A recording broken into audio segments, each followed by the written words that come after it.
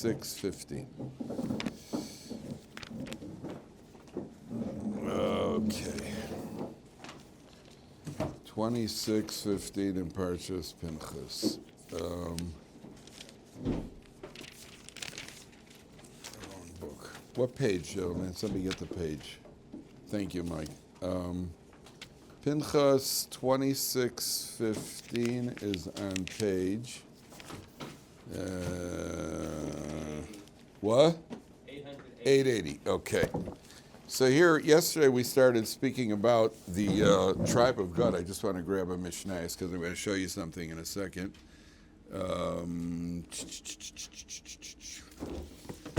Okay. So we have like this. This is going through, we were talking about yesterday, what's it a name? So you take a look, yesterday we talked about the B'nai Gad. The B'nai Gad, we talked about the Aleph Beis Gimel Dalet. Remember, Gimel Dalet stands for Gimel Dalim. And then look at Pasuk Chaf Gimel. Pasuk Chaf Gimel, 23. B'nai Issachar, L'mishbechosam. The tribe of Issachar, it's a Pasuk right in the middle of the page, Pasuk Chaf Gimel. Tola mishpachas ha-toloi, lefuva mishpachas ha-pudi, leyoshuv mishpachas ha-yoshuvi, leshimron mishpachas ha-shimroni. Now, we know that the tribe of Yesachar, what was their claim to fame? What were they involved with? Torah learning. They had, remember the famous Yesachar Zvulun relationship. That the Zvulun supported Yesachar and they split the reward for the Torah learning. I told you, even nowadays there's something called a Issachar Zvulun partnership where you actually have to contract for it. You actually contract. In other words, anytime you support Torah, like for example, if you would donate money to Ohr Somayach earmarked for the teacher of the Parsha here, for example, just for example, that's always a good thing. But that's always a good thing. Let me say that again. That's always a good thing. But anytime you support Torah is a good thing. But there is a special relationship where it's called a Yisachar Zavulun relationship, where you contract for it. And that means that you split the Torah learning by supporting the person who's learning Torah. And it has to be that you contract for it, which means that no matter what your financial situation is in a given month, you support him. If it means borrowing money for yourself, borrow money, but you have a contractual obligation to support him if you expect this partnership to last. And then you split the reward. Now, there is a debate about how does that reward get split? The reward for his Torah learning, does it mean that each one of you gets 100%? Or each one of you gets 50%? How would you each get 100%? That makes 200%. So how do you each get 100%? The answer is that if I have a flame and you light your candle off my flame, you haven't taken anything away. We both have flames now. And you have my flame is still the same flame. You haven't taken anything away. So Torah is spiritual. It's a flame. So you get 100%, I get 100%. There are others that say, no, it's 50%. 50% for you, 50% for him. Whatever the case is, that's a Yisachar Zvulun relationship. Now, it has to be in advance, by the way. Hillel had a brother, famous Hillel had a brother named Shevna. And Shevna was a businessman. And he wanted, towards the end of his life, he wanted to buy some of Hillel's Torah. Don't work. It has to be in advance. The Rambam had a brother, I think his brother's name was Dovid, if I'm not mistaken. The Rambam had a brother who did support him, and his brother was a merchant, and eventually his brother was lost at sea. And at that point, the Rambam had to make a parnasa, so he became a doctor. But up until that point, the Rambam had a brother who was supporting him. So, if you take a look, the last Mishnah in Shas, which is in Tractate Uktzin, and the Mishnah says, Amar Rabbi Yoshua ben Levi, Asid HaKadosh Baruch Hu lahanchil lekol tzadik v'tzadik. HaKadosh Baruch Hu is going to give every single tzadik 310 olamos, 310 worlds. 310 worlds of reward. Shenemar lahanchil ohavai yesh ve'otzroseim amal. The pasuk says that I have what to give my beloved ones, and I will fill their treasure houses. But since it says lahanchil ohavai yesh, Yesh Yud Shin is the numerical value of 310. So the Gemara says that there are 310 worlds of reward. Now, if we're going to try to just imagine going to an amusement park. You got these big amusement parks. Then you go to this amusement park. What could be better? Till you get to one of these higher level amusement parks, which means that the roller coaster is at a better angle that can simulate death, and what do you call it? And they have more rides that go faster and can make you nauseous, and so on and so forth. But the different levels of amusement parks, and there's a water park, and this park, and that park, and there's no end. You got 310 different level amusement parks. That's what 310 worlds of reward in the world. What do 310 worlds mean? I don't know, but I know what 310 worlds mean down here. You go into a restaurant, and they have 310. What do you call it? You go to the ice cream, one of those ice cream shops, they have like 31 flavors or 98 flavors or 310 flavors. How could you have so many flavors? There's so many flavors in the world to come. I remember, did you guys ever do the Game Boy? I think it was called a Game Boy, or are you way past that? You're onto Xboxes and things like that. I don't know. Game Boy was a classic. What, Game Boy Classic? Okay, so my kids had the Game Boy. They had this one thing called Mario, this little Italian kid, Mario. I didn't like the Game Boy because I wasn't good at it. I wasn't good at it. It made me nauseous. I got dizzy. I just wasn't good. These kids are like, so I was on fiddling around with Mario. So a kid gives me, I got Mario, and all of a sudden I take it, it's called Mario Worlds. Do you remember that? Mario Worlds. Mario. So, sorry, Mario. So I got this little Italian Mario running through, and this one day, I'm fiddling around with it, and I actually got through something, and he goes through a door. And I'm like, wow, okay, what now?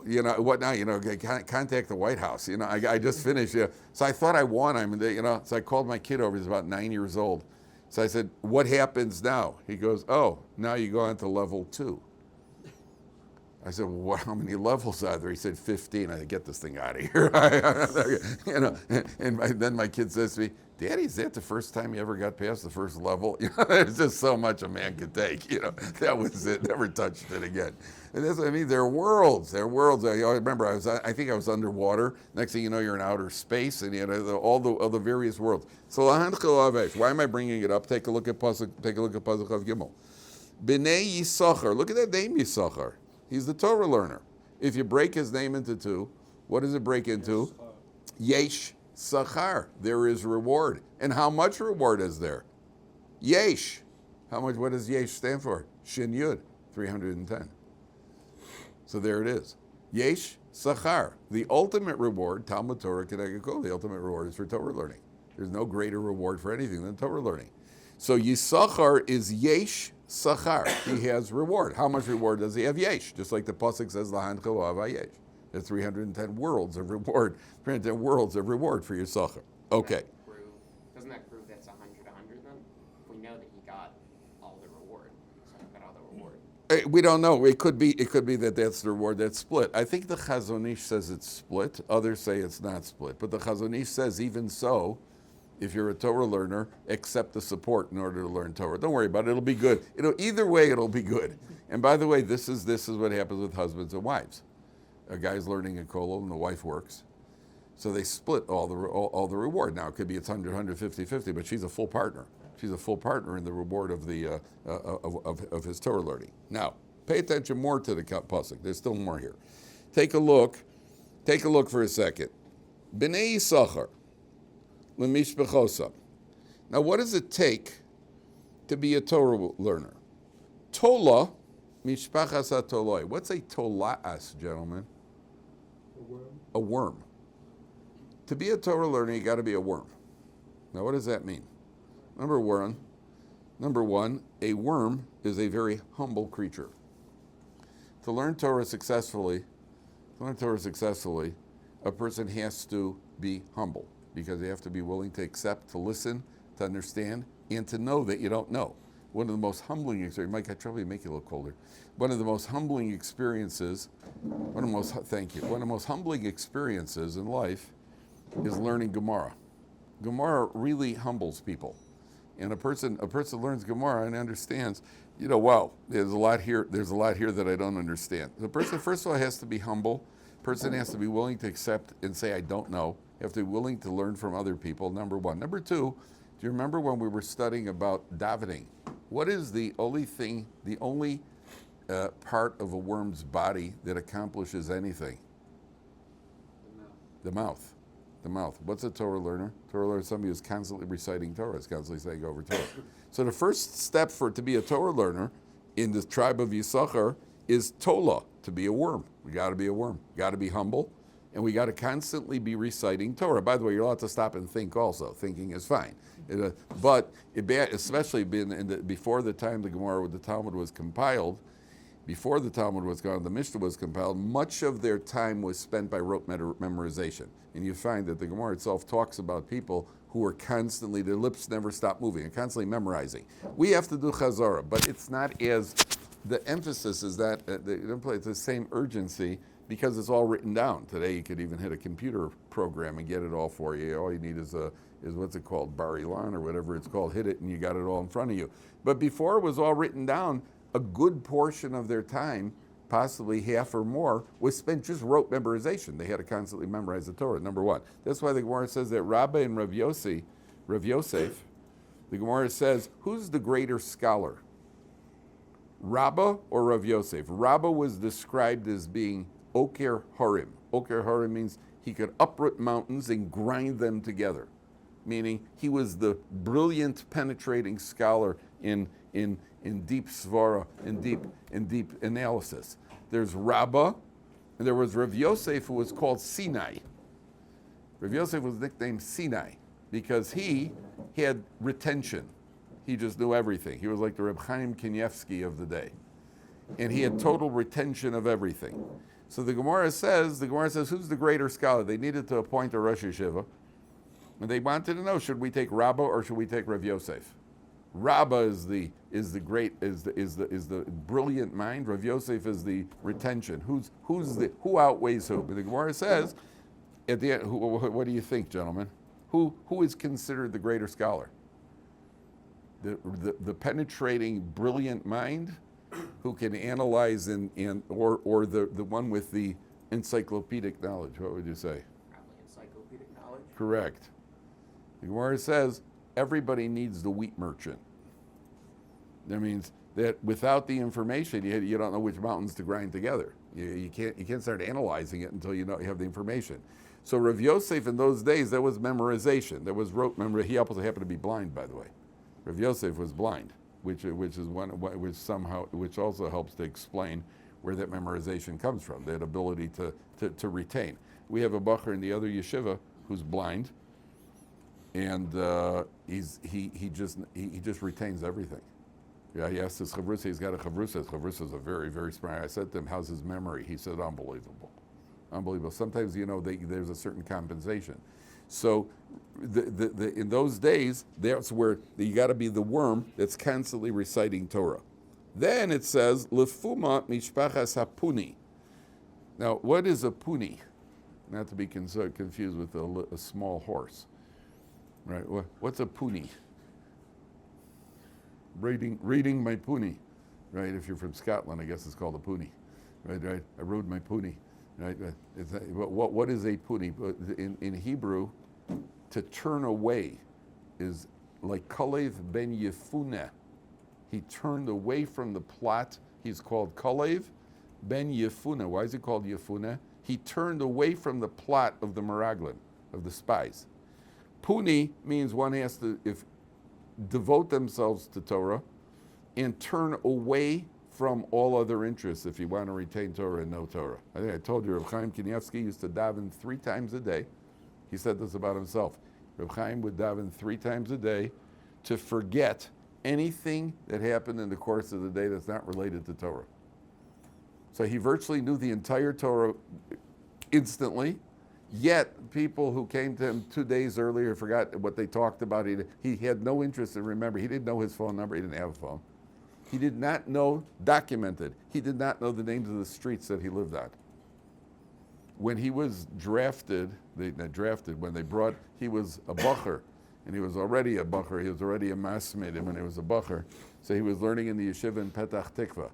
So they called him to the military, to the what's it called, where they sign you up. What's it called, the recruitment office. All the Bachram had to go to the recruitment office.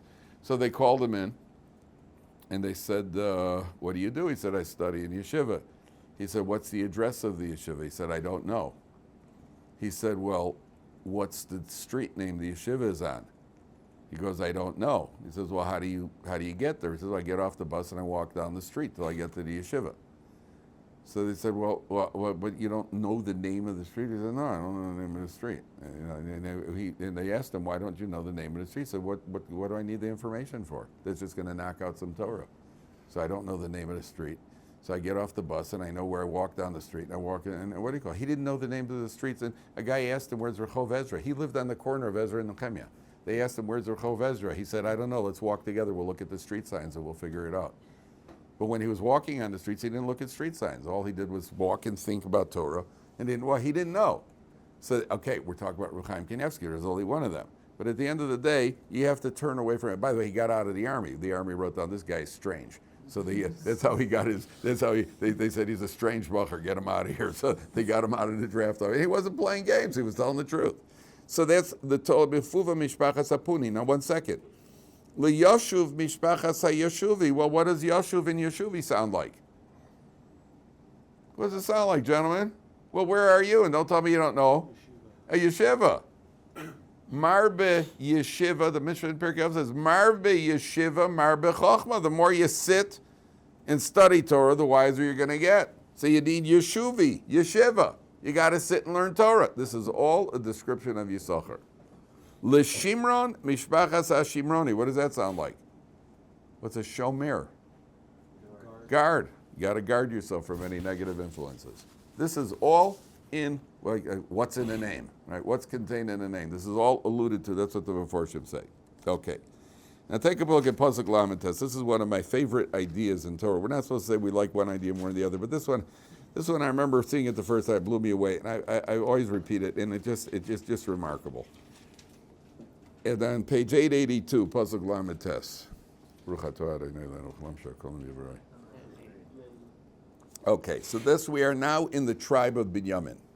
To pick it up at Pasuk Lamed Ches. B'nei Binyamin lemishpechosam, 6 lines from the top. 6 lines from the top. B'nei Binyamin lemishpechosam, levela mishpachas abali le'ashbel mishpachas ha'ashbei le'achir mishpachas ha'achirami. Okay, those are some of the families. Now it goes, l'shfufa mishpachas ha'shufami, l'chufa mishpachas ha'chufami. Okay. Now, anything jump at you from this Pasuk Lamed Tes? Anything jump out at you? L'shfufa mishpachas hashufami, l'chufa mishpachas hachufami. Lost the pay. What's that? We lost the pay. Why we lost the pay? The shufam becomes shufami, not shufami. Okay, but you're on the right track. Every word here has a pay. Every word here has a pay. Right? Everything here gets pay, except me.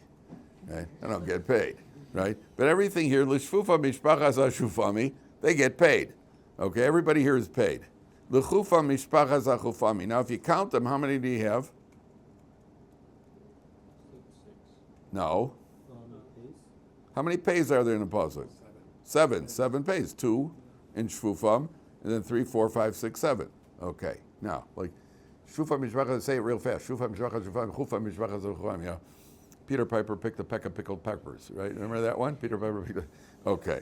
So, shvuva mishpachas hashufam, chufa mishpachas hachufam. Now, every letter in the Hebrew aleph beis has a meaning. What does aleph mean? Yesterday we said aleph means to study.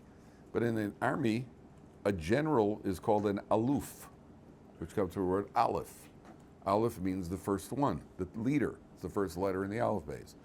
Beis is a bayit. It's like a house. It's even shaped like a house. Gimel is like gamal, is gomel. Dalet is like a door, and so on and so forth. Every word, every letter means something. What does peh mean? What's a peh? What? A mouth. Even the letter is even shaped like a mouth. If you look at a peh, it looks like you got eyes, and I got with a little imagination anyway. It looks like the opening over there is right where the mouth would be on a face. So peh. Do it again, Aitan. Right? Pay. Right? So pay. Everybody make a pay shape now. So pay is shaped like a mouth. And there are 7 mouths. Now watch this. You ready? We're going to go for a ride. Who is the first person in the tribe, in the line of the tribe of Binyamin, other than Yaakov Avinu, who's the father? Who's the mother? Rachel. Now, Rachel was the one who was supposed to marry Yaakov Avinu. And at the end of at the last minute, Lavan pulled a switch. What was Rachel's reaction to the switch? What should she have done, or what could she have done, and what did she do? She didn't want to embarrass it. So she stayed silent. She had a son, Binyamin. Binyamin knew about the sale of Yosef, his brother, his full brother. All the others were half brothers. He wasn't involved in the sale, but he knew about the sale. But the brothers had pronounced a ban on anybody to inform anybody else. So Binyamin didn't say anything. He remained silent. Then he had a descendant. His descendant was King Shaul. Now, if you know the story of King Shaul's father lost some donkeys. And he sent Shaul and his attendant to go find these donkeys. And they ended up by Shmuel HaNavi. They ended up by the prophet Shmuel. And the prophet Shmuel said to them, forget about the donkeys. The donkeys have been found. I got different information for you. You are now the king of the Jewish people. And he anointed him as the king. Shaul becomes the king. So then the Nach says he came home and he met his uncle. And his uncle said, "No, anything happened on the trip?" And he didn't say, he did not say a word about being anointed king. Now, can you imagine going somewhere, you're on your class trip to Washington, D.C. You ever do a class trip? They take the class always to Washington, D.C. And they bring you to Washington, D.C., and the Secret Service comes out of the White House and they grab you and they say, "Oh, by the way, we got news for you. You are now the Vice President of the United States."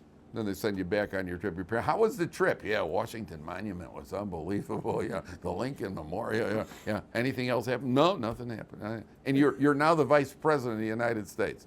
So Shaul did not say anything. He was silent. He did not talk about being the king. Shaul has 2 descendants. One of them is Michal, and one is Yonasan. Michal was married to Dovid HaMelech, and Yonasan was Dovid HaMelech's best friend. Shaul was on the hunt for Dovid HaMelech, and at a certain point, Dovid HaMelech escaped him. And neither Yonasan, his friend, would tell his father where Dovid HaMelech was, and his own daughter, who's married to Dovid HaMelech, wouldn't tell her father. They remained silent. And then there are 2 more famous descendants from the tribe of Binyamin, which is who? Mordechai and Esther. Mordechai and Esther from the tribe of Binyamin. Mordechai does not tell anybody that Esther is Jewish. And Esther doesn't tell anybody she's Jewish. It's under tremendous pressure. They remain silent, which means we have 7 members of the family of Binyamin, all who manage to remain silent where there's a strong temptation to talk. How many pays are in the tribe of this pasuk? In the tribe, how many pays are there? There are 7 mouths alluding to these 7 people. 7 pays coming from the tribe of Binyamin, which allude to the 7 people who knew how not to talk. So, gentlemen, we now have a definition of what a mouth is. What is a mouth? A mouth is not the ability to speak. The ability to make noise, vacuum cleaners make noise also. A lot of things make noise. The ability to speak, the difference between man and animal is that animal just, makes noise. Man has the ability to speak, but man also has to know speaking without the ability to remain silent when you should remain silent. So you don't have a mouth. If you can't keep your mouth quiet, if we can't control our mouth, that's not a mouth. That's just an inverted vacuum cleaner that's spewing out garbage. A mouth, by definition, goes in both directions. You could speak if you have to speak, but you remain silent when you have to remain silent. So if a person understands, that's the definition. That's what the Torah is alluding to here. There are 7 mouths alluded to in the pasuk, all descended from Binyamin because they have the ability to remain silent. Okay. Now skip on ahead to Perik pasuk Perik Chavav pasuk Nun Tes. Okay. Here it goes into the tribes of Levi. Start from pasuk Nun Ches, 58, page 884. Page 884, 8 lines from the top. Eile mishpachos Levi, the mishpachas Alivdi, mishpachas Achevroni, mishpachas Amachli, mishpachas Amushi, mishpachas Akorchi, ukehos holid es Amram. Now, Kaplan has 4 children, but the main child is the oldest one, which is Amram. Amram is the oldest child. Vishem Eshes Amram Yocheved Bas Levi. His wife is Yocheved. Asher Yolda Osel Levi b'Mitzrayim. She was born in Egypt. Vateled leAmram es Aaron ves Moshe ves Miriam achosav. She bears Aaron, Moshe, and Miriam. There is something about this pasuk which breaks the pattern of everything we've seen up until now.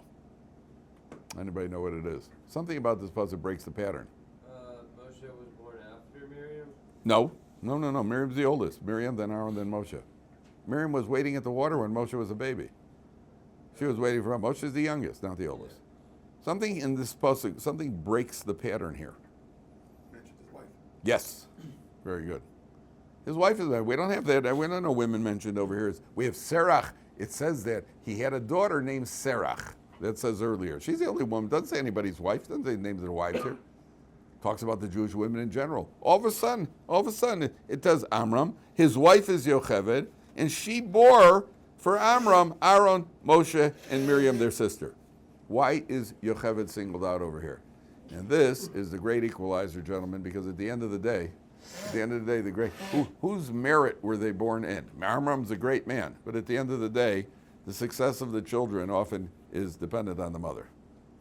And the mother has the influence. That's why he says when you get married, you should check your wife, your potential wife, check her brothers. Check her brothers, because most of your sons, most of the boys, are similar to the mother's brothers. Doesn't necessarily mean in physical appearance. The temperament, the behavior, and I can tell you I have 4 boys, and they are much more similar in their general temperament to my wife's brothers than they are to my brothers, for better or for worse. But they're much more similar in their general, even in how they look and in their appearance about everything. And the Gemara says most. Obviously, the father's a contributing factor too. But the mother is influenced by her family, and that's the influence because the mother spends more time with the kids. The mother's the one who exerts more of them. Men think that they're the big hawkers over here. But a man, in a moment of truth, anything good he sees in his kids, he should realize it's probably coming from his wife. And when I get calls, sometimes I get called from parents. If a guy calls me up because he wants to know how to deal with his son, he's got a teenage son or he's got a son in 8th grade. He asks me questions. So generally my reaction is, let me talk to your wife. So I remember a guy calls me up once, he asked me about his son. So I said, let me put your wife on the phone. He goes, why? So I said, because she knows your kid better than you do. He said, what makes you think so? So I said, what's your kid's favorite meal on Tuesdays? Let me talk to your wife. Father's clueless. He doesn't even know his kid's name. I should have asked him, what's your 3rd kid's name? Probably would have struggled with that one too. The mothers they see everything. The mothers know everything. They're much more in tune with the kid. I think I told you my oldest son, he was in 7th grade, I think. So they had in the Cheder, they have like this after-school Mishnayos program. So he was the type of kid, he did exactly what he had to do, never made trouble, did exactly what he was a good student, but never a drop more. He did he did exactly what he had to do, but he wasn't one of these kids who was pushing to really, he did exactly what I had and I want him to go to this Mishnayos program. So I said to him, it was an after-school Mishnayos program. So I said to him, if you go to this Mishnayos program, I'll buy you a brand new set of Mishnah Brewers. And he's like, I said, okay, they have this new Mikros Gedolos, it's really nice print. It's like, I'll get you the new Mikros. So my wife is standing behind him where he can't see her, and she's doing like, she looks at me, she's doing like this. I'm like, huh? She goes, I go, oh, I'll get you that 21-speed bicycle, that you wanted, the 20. He goes, what time does the Mishnayos program start? Here I am, the ambitious father who's going to have his kid only speak Aramaic. It doesn't work that way. And I got to know the kid. What's really motivating the kid? The mother. So it's Aaron ves Moshe ves Miriam achosam. Now it could have just said Miriam. Why does it say Miriam, their sister? I mean, if you're following this, if you've been following the story, we know Miriam is their sister. She's been around quite a bit. She saved Moshe by the water, and she sang Shira with the Jewish women, and she got Saras. We know who Miriam is. Why does it say Miriam achosam? Miriam, their sister. Why does it throw that word their sister? And unfortunately, say to emphasize that she was also a prophet on their level. Miriam was also a Neviah. Miriam achosam, she's a sister. Miriam's a chosam. She's a sister, and she's nobody's on Moshe Rabbeinu's level completely, but she's a prophet just like they are. She's a Neviah. Okay. Skip on ahead. We go to a completely different section now. Perek Chaf Aleph, Perek Zayin Posek Aleph. Page 886. Completely new subject. Vatikravna benos Zelophehad ben Chefer ben Gilad ben Machir ben Menashe Mishpachos Menashe ben Yosef. They approach. Ve'elish mos benosav Machla Noah v'chaglo Milka v'sirtza. There's a man named Zelophehad. He has 5 daughters. And these daughters, Zelophehad dies. How did Zelophehad die? So Chazal tell us that Zelophehad, when the Jewish people, when there was a decree that they're going to have to remain in the desert for 40 years, they're supposed to go into the land of Israel. So when they were told that they're going to have to remain in the desert for 40 years, there was an attitude among the Jewish people of, well, since we were supposed to go in and keep the Torah in Eretz Yisrael, but now we have to stay here for 40 years, so the Torah or parts of the Torah don't apply. Like we don't have to keep Shabbos. So Zelophehad went out, purposely gathered wood on Shabbos. Gathering is called Me'amer. You're not allowed to gather wood on Shabbos, one of the 39 prohibitions. He waited. He was warned by witnesses, like we're learning in Makos, that you have Edom and Asra. He was warned by witnesses not to do it. And he did it anyway, and he was executed. And the reason Zelophehad did this is because he wanted to teach the Jewish people that Shabbos still applies even in the desert. That what he was doing was L'Shem Shemayim. And he was executed, he was skilad, because he broke Shabbos with Edom and Hasra. And he did it, the Gemara says, he did it in order to teach the Jewish people Shabbos still applies. Okay? He has 5 daughters. Now, I want to ask you a question. When a girl is born, it's a wonderful thing. When a girl is born, it's a wonderful thing. It's a mazel tov, and the father even makes a bracha. You know what the bracha is? What bracha do you make when you have a bracha, when you have a daughter? Borei Priya, girl. No, Shechiyanu. When you have a girl, you make a Shechiyanu. Shechiyanu, the Azman Hazeh. When you have a boy, what do you make? Hatov Meitiv. Hatov Meitiv is a higher level bracha. Guys, I didn't make the rules. I only play by them. I'm just telling you what the halacha says. Why is that? Because there's greater simcha when a boy is born. And the Gemara says, not just for the father, even for the mother. The mother is happier when a boy is born than a girl because she knows her husband's going to be happier. That's why she's happier. And this is not limited to the Jewish world. This exists in the Goyish world too. When a guy has a girl, he says, "Hey guys, I have a girl." So you hear everybody says, "Congratulations." When he comes to work and he says, "I had a boy," whoa, a boy! Somebody's handing out cigars, and there's a lot of backslapping, and somebody brings out a beer. When there's a girl, nobody brings out a beer. When there's a girl, when there was a boy, they bring. There's a lot of. It's a tumult. Okay, that's what. Now, imagine this guy Zelophehad. I told you, I know a guy who has 10 daughters. He had 10 daughters. Then he had a son. Then he had a son. After his son was born, this guy was walking the streets. Everybody he saw, didn't matter who, his friend, stranger, I had a boy. So the Arab street cleaner had a boy. After 10 girls, he had a boy. I mean, this boy's got it made in the shade.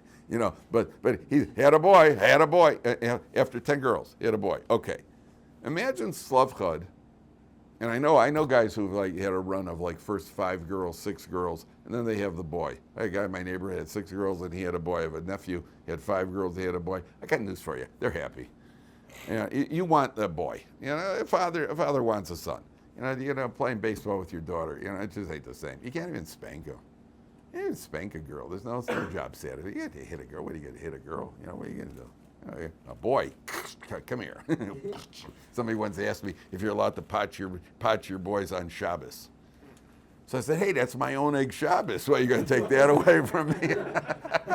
Get over here. Bring out the jolt.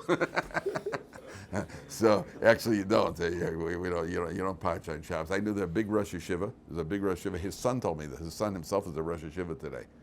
And his father is one of the Gedolei Ador. His son told me that he used to get potched by his father.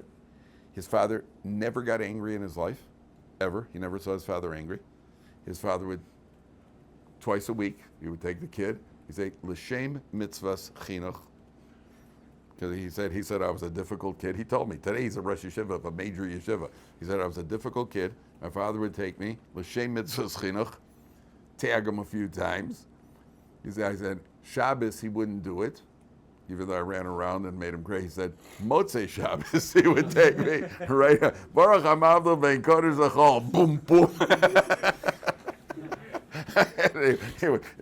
He said, never angry. The Vilna Gaon says you're not allowed to pot your kid out of anger. You're not allowed to spank a kid out of anger. If you hit a kid out of anger, we learn in Makos, when it sucks that when they whip the guy 39 times in Makos, the halacha is, if the guy whips him an extra time, the whipper, he whips him an extra time, boom, boom, boom, 39, here's one for the road. Right? He's transgressing a prohibition of hitting. You're not allowed to hit. A father who spanks out of anger is transgressing that prohibition. When I used to potch my kids on those rare occasions, I didn't potch them too much. But on the rare occasions, I would tell the kid, okay, let's go in the back room. You are now getting 4 potches. Now, I'd make sure, first of all, you give a number. Always give a number, because if you don't, you could get in a rhythm. You're getting it for one thing, and then then there was that incident with the noodles. I know, and then the principal called, then you get up to 6:13. You don't want to do that. I'd tell him you're getting 4 potches. I'd take him in the background, make sure to breathe. Always make sure to breathe. You don't have to grit your teeth. And just like that. Boom, boom, boom, boom. Now, go out there and behave. When I was really angry, once off, I got really angry. I would get into bed, and then I would potch the pillow.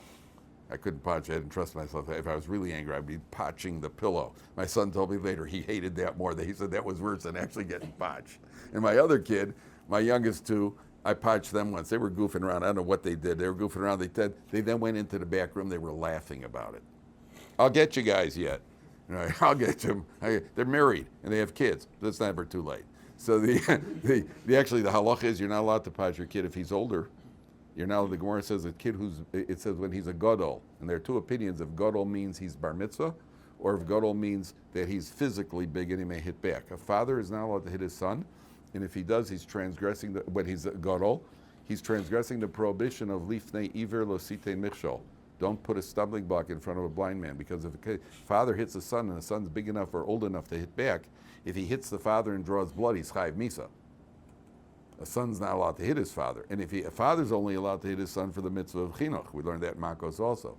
A son who hits his father back, if he draws blood, he's chayiv misa. So you're putting a stumbling block. The Gemara in Moed Katan says that there was a woman, a maidservant, I think Rabbi Yehuda Nassi's maidservant, if I'm not mistaken, she saw a father hitting a son who was already a gadol, and she pronounced the cherem on him. She put him in cherem for hitting his son, because he was transgressing this prohibition. In any event, so Zelophehad has 5 daughters. Now imagine his reaction when he had the first daughter. Comes to shul, every Mazel Tov, had a daughter. They gave Maliyah, gave her a name. What's her name? What's the first one's name? Machla. Then the next year he has another daughter, Noah, Chagla, Milka, Tilta. How do you think Zelophehad felt at this point? Victor Miller says Well, at this point, Zelophehad's kind of, he's happy, but, kind of disappointed. I'd like to have a son. Yet, if he had a son, what would have happened? We would have never heard of Zelophehad. If he had a son, we would have never heard of him. The only reason this section gets into the Torah because he doesn't have a son to inherit him, and these girls are coming along to claim their inheritance. These sons are coming to claim their inheritance. By the way, that guy who had 10 daughters I told you about, when his son was born, so everybody's reaction was, wow, cool, he had a son, finally, mazel tov. I have a friend who's a brisker. His reaction was, well, 10 girls just lost their inheritance. Because one boy inherits everything. His reaction was the halachic reaction. 10 girls just lost their inheritance. Rav Elyashiv Zatzal became a great grandfather. He became a great grandfather. As soon as they came to inform him that he became a great grandfather, you know what his reaction was? We're not related. That means according to halacha, you can't testify for or against your relatives. You could testify for or against your great grandchild. He's not considered related to you. That was pure halacha. Let's get the mazel tov, but we're not related. No gift. Mazel tov, but we're not related. So here the Torah says he's got 5 daughters. Okay, now they come to Moshe Rabbeinu and they've got a claim. They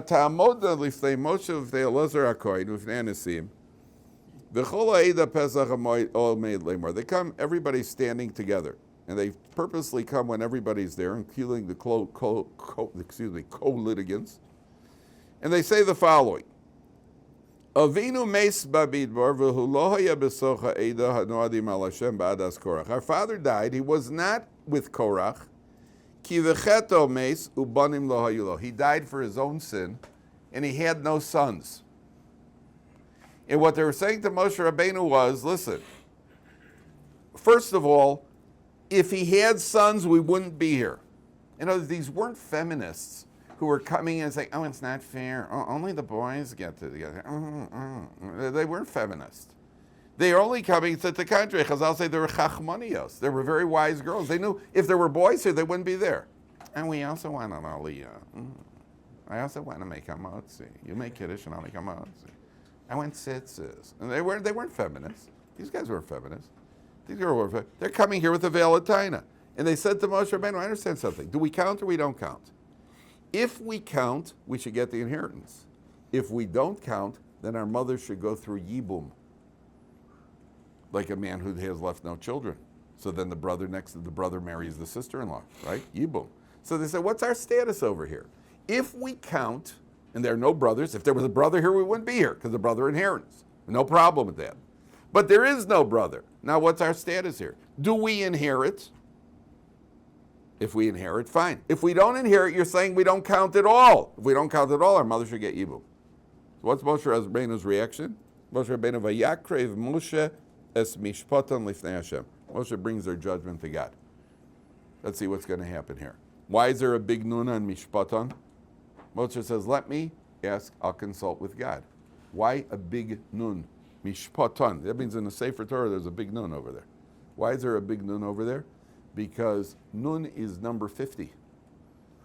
And the Gemara says there are 50 gates of wisdom. Moshe Rabbeinu accessed 49 of them. There's a 50th gate of wisdom that even Moshe Rabbeinu did not know. This was a halacha that he had to ask. Now the Mefarshim say he actually took himself off the case because he felt that he has a personal bias here. Because as soon as they said our father died, but he wasn't with the Korach rebellion. If he was with the Korach rebellion, Moshe would have it against him, because that was against Moshe Rabbeinu. They said he wasn't with the Korach rebellion. That means Moshe Rabbeinu may favor them now. As soon as Moshe Rabbeinu feels he may favor them, he says, listen, I can't remain.